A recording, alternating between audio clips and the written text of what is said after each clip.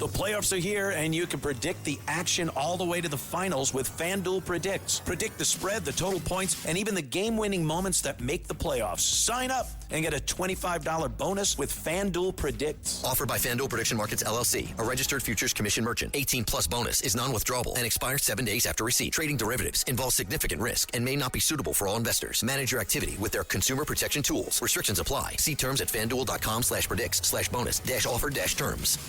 Friday morning would not be the same without the 7 o'clock hour. Brian Kilmeade and KT McFarland. That's a great hour. And Brian, of course, does a phenomenal job following me each and every weekday morning here on ABC at 10 o'clock. And then he's got this TV thing. He's a big star. He's on Fox and Friends every morning, part of that great threesome. And then his own show, my favorite show, the best show on cable TV, 10 p.m. on Sunday nights, One Nation on Fox News. And this is particularly a great Friday because that show, which I love, I'll be back on. That's right, folks. The ratings are always huge, always. I'll be back on One Nation on Sunday night. Also, coming up later on this morning, I'll be live on Brian Kilmeade's radio show, heard on about 150 radio stations across America. So a lot of Rosenberg and Kilmeade, Brian, coming up. 210 radio stations. So that'll be great. You'll close out the final hour of the week, and it'll be great, Sid. Of course, it's unscripted, and you'll be in studio. And then an hour later, we'll be working on doing our show for for Sunday. And we have so much to talk about in New York. I mean, not only the good stuff like the Knicks, sorry about that, but Jackson Dart. We got to talk about that. And I also want to talk about this mayor not marching in Sunday's parade. Now, whatever you say. I'm pretty sure I know where you're going. But these are national stories now. No, they're huge stories. And, of course, a week ago today, I was at that Mike Lawler event in Rockland County when Jackson Dart introduced President Trump. And I know it's old news now, but President Trump called me up on stage. He spotted me in the audience at the end of the rally, and he called me up, and he and I shared a very nice moment together. But I knew as soon as Dart introduced Trump, and he didn't just show up, by the way. President Trump invited Jackson Dart. The White House invited Jackson Dart. And it should matter. Like my friend Jason Whitlock, who has a very popular podcast, said earlier this week, hey, when black guys do it, Le'Veon Bell, Trump, nobody cared. Lawrence Taylor, Trump, nobody cared. A bunch of other guys as well. But when the white quarterback introduces Trump, people like Abdul Carter get angry. So the Giants called a team meeting. A bunch of players spoke, and John Harbaugh told his players, please keep this stuff in the locker room. But the big mouth, the big trouble was Abdul Carter, who was yet to make a big play for the Giants. How about sacking the opposing quarterback, Abdul, you jerk? Nobody got mad at you when you voted for Kamala Harris. In the meantime, the meeting on Wednesday, Abdul Carter, no show. Had some bullcrap family excuse. So the Giants seem like they put everything to rest, but not really, because the loudmouth was Abdul Carter. He was not even there on Wednesday, Brian. Sid, good job. I did not know he did not show up. I know Brian Burns spoke and Thibodeau spoke, and I would say this. You brought up good points. I'm going to bring up another point.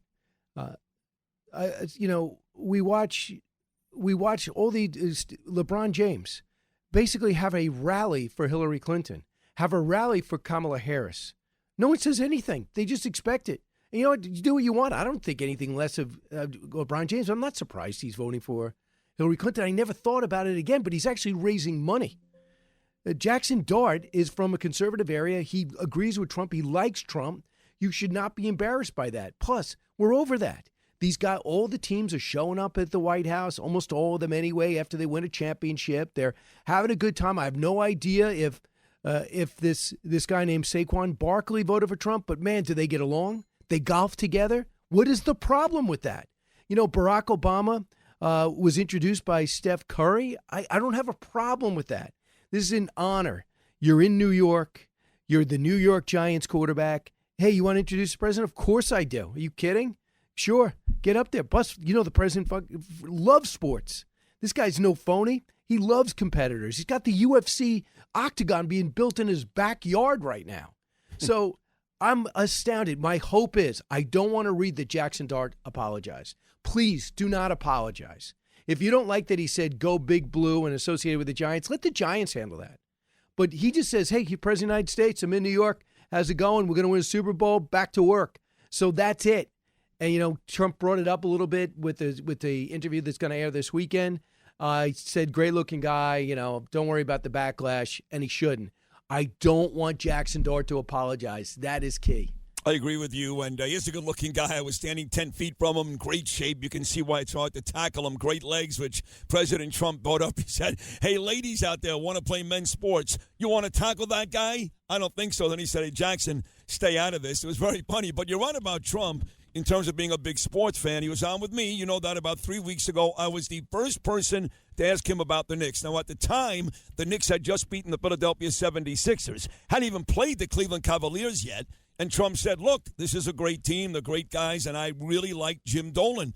I'm really happy for Jim Dolan. He mentioned Embiid. He knows his stuff. Then you get this doofus, wicked witch governor here in New York, Kathy Hochul, who signed her big budget yesterday. She comes out talking about a 93 championship team.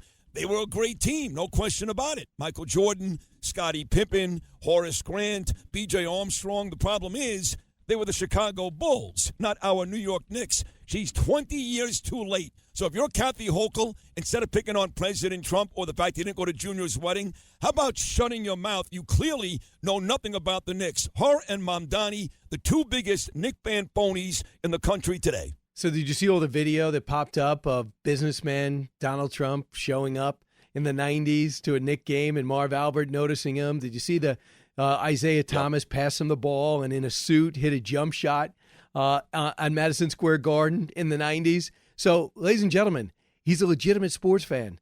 He's actually made himself a soccer fan. Actually, I was at the club championships last year, and he's asking questions to the FIFA president, like great questions. I'm a soccer guy. And he's like, why are they overlapping here? Why don't they go up here? Why do they keep diving like that? And I'm saying to myself, this guy wants to know soccer in as much as he does basketball and these other things. So there's a lot of vulnerabilities for people. Like, for example, when Hillary Clinton runs for Senate, she's suddenly a Yankee fan. Nobody thinks she's a Yankee fan.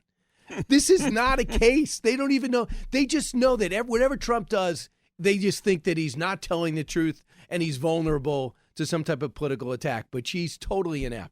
And you brought up the soccer. I'll go here quickly because I know you love the sport, and you were there at Pier 17. I saw you on South Street last week, or this week when we announced our 26-man roster for our team. I had Andrew Giuliani on this show a couple of days ago. He's the point man. He's doing a great job getting us ready for World Cup action here in New York. 26-man roster. I don't know these guys, but names that they were upset were left off the team. People like Tessman, I guess, Diego Luna. You know these players. What do you think about the Americans' chance of at least competing, if not winning, the World Cup? Okay, for those people who are sports fans and are open to it, some people just hate soccer, and there's nothing you can do about it. I played since I was 5, and there are certain people that just say, it's a foreign sport. They're still on. There's a few left. I think we've gotten past that.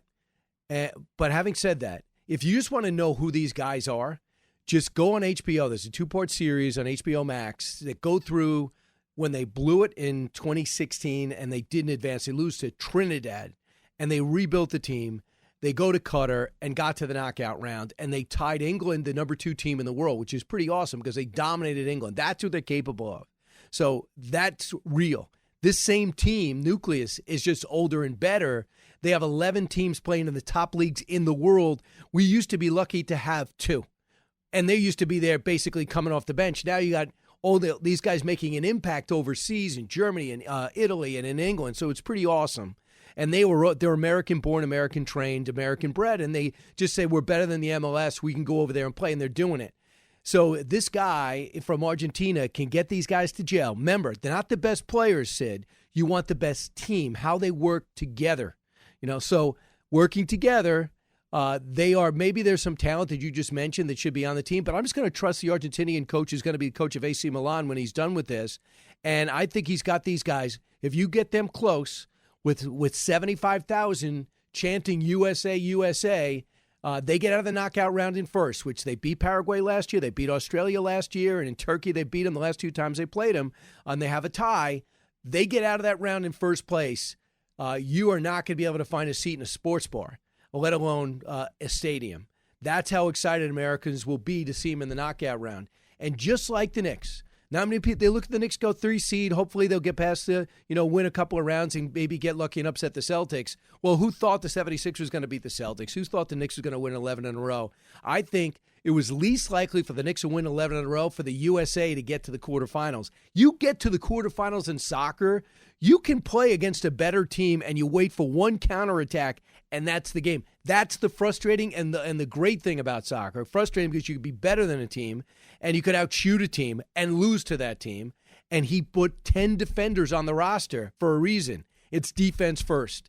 So I think you got a situation where I think Americans can rally around these guys. You get America going, and I'm telling you, it'll be the hotter than a Super Bowl ticket if you can get them to the semis or even the quarters. Brian Kilmeade right here, and the World Cup less than 2 weeks away, and the NBA Finals. You mentioned the Knicks, only 5 days away. We're going to find out who they're going to play tomorrow. The San Antonio Spurs held serve, in this Western Conference Finals. Unlike the East, where teams won big games on the road, Cleveland blew out Detroit for a Game 7 win. The Knickerbockers have won 3 closeout games on the road, all by 30 or more. In this Western Conference Finals, the home team has held serve every time. Spurs win last night. That's now 3-3. You got to think the reigning champ Oklahoma City Thunder will win tomorrow. That's who the Knicks will play next week. But you don't know. They're down to one game. Wednesday night, the Knicks and Spurs will start that series. But let's keep it local, too. I mentioned the fact that Mamdani and Hochul are 2 phony Knick fans just a couple of minutes ago, Brian. And we've got the Israeli Day Parade coming up on Sunday. Of course, I'll be marching proudly. I do every year. Bruce Blakeman, Mazi Phillip, all your folks in Nassau County, we march together. And it turns out the mayor's not going to march. Thank God. I don't want him marching. He is a terrorist sympathizer. He hates the Jews. No matter what he says, he hates us. And I hate him. So I'm glad he's not marching. He should march because whether he likes the Israeli government or not, he has a lot of Jewish citizens who are going to be there on Sunday that he represents. So he's a liar. Forget about Bibi. Forget about Israel. He should be there for Jewish New Yorkers on Sunday, but I don't want him anyway. Jessica Tisch goes, he's not marching, but I am proudly. When she threw that word proudly in there, she basically stuck it up the mayor's ass. You realize that, right? I hope so. I just wanted her to stay. Selfishly, can't believe she is, but selfishly, I want her to stay. But I wonder how much longer she can take it when they stop. These academies are coming out. They're not filling up like they're supposed to. He's not financing like they should. Now they're not cooperating with ICE at all, just like what's happening in New Jersey. So, look, he doesn't even know how to play the game. People say he's a skilled politician. Really? Where was he at was it Cardinal Hicks's coronation? Just decides not to show up first time ever. 1964, since 1964, there's been an Israeli Day Parade. Every mayor has shown up. This guy's not going to. So he's not even playing the game. So my hope is that Democrats in New York City understand that this guy's got to be 4 and done. 4 and done. And then we need Sid to rise up like Spencer Pratt and take this city back while still doing the radio show. So you could still do the morning show and be mayor. I love that. I'm going to talk to John Catsimatidis for it. Why not? You mentioned Spencer Pratt. KT McFarland, who's coming up next, actually said on this show this week, she goes, Sid, you got to watch the Spencer Pratt race. And, of course, that big primary in California for both Pratt running for mayor and Hilton running for governor comes up on Tuesday. Both of those are jungle primaries. They get down to the last 2. She goes, watch what Pratt does closely. If he wins, you got to grab his social media team, hire them here, and then announce you're running for mayor. I'm getting people every day, big people. No, not kidding. Laura Trump, Bruce Blakeman all want me to run. We'll see. But you're right. He's got to be 4 and done if this city is going to be saved. And Bruce Blakeman, quite frankly, has to beat Kathy Hochul if we're going to save our state. Now, again, on your radio show today, very excited. On your TV show Sunday night, what can we expect when we put Fox News on at 10 p.m. besides me on Sunday night? Harvey Levin, I want to go inside what's happening in Los Angeles and from the celebrity culture. Do you know Leo DiCaprio, Jamie Foxx, Paris Hilton have all pushed for Spencer Pratt? what is actually going on there in the rebuilding. I thought he'd be the perfect person to start with. You're going to be a featured guest, too. I got the Ruthless Podcast guys are going to be on. Jamie Lissow, I think one of the funniest comedians legitimately in the country, is going to be with us. And Miranda Devine's going to be there. But almost as big as the World Cup final, almost as big as the Super Bowl or you in the Israeli Day Parade, people are still talking about October 17th at Westbury Music Fair, where we go. The Uniting the States tour will put down stakes in the round. And Sid Rosenberg's going to come to Long Island, and we're going to bring history to life in the Uniting the States book that's going to be out. And then I'm going to build 6 skits around it. And Sid, we're still figuring out how many to use you in, but we're going to bring that to life. I'm actually on this weekend in Reno, Nevada. Going to be leaving right after the show, but be back to do the Sunday show. Fantastic. Sounds exciting. I can't wait for October the 17th. And more importantly for now, I can't wait for this afternoon, the opportunity to do your big-time radio show over 200 stations across America and your amazing TV show on Sunday night. What can I say, Brian Kilmeade? I love you. I will stay within myself. Don't worry. I've got it. I've got it. I got 3 big shows today. You're the absolute best, Brian Kilmeade. Thank you so much. Go get him, Sid. There he is. Brian Kilmeade does a great job after me each and every weekday morning at 10 a.m. here on 77 WABC. Fox and Friends, One Nation, 10 p.m. Sunday nights. The aforementioned KT McFarland. She's coming up next on the Friday edition of Sid and Friends in the Morning. Thanks for listening to Sid and Friends in the Morning. You can hear Sid and Friends in the Morning weekday mornings at 6. If you like the podcast, share it with your friends and listen anytime at WABCRadio.com and download the WABC Radio app. Hit that subscribe button on all major podcast platforms. Plus, follow WABC on social on Instagram, TikTok, Facebook, and X. See you next time for a new episode so you never have to wonder. What the heck is going on here?